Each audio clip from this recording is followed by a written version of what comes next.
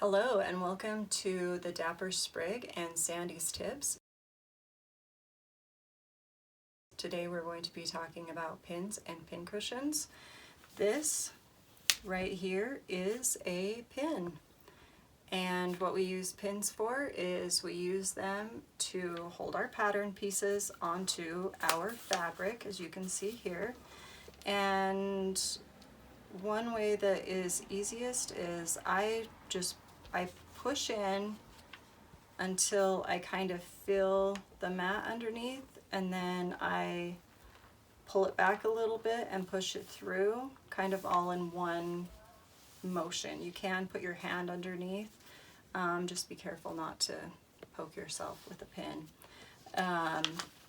Also, a pin is really useful for when you are getting ready to sew and you need your pattern pieces to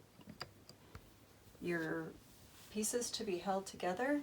So here we have our fabric and we have our pin, and we're just going to go down and go back up, and that's going to hold our fabric in place. And then as we sew down this line, we're going to be able to take our pins out, and we're going to be able to put them into our handy pincushion that we have here. This is a pincushion that was given to me by a dear friend, and this is your pins not get all over the place. We hope you've enjoyed this tutorial today on Sandy's Tips. Stay dapper.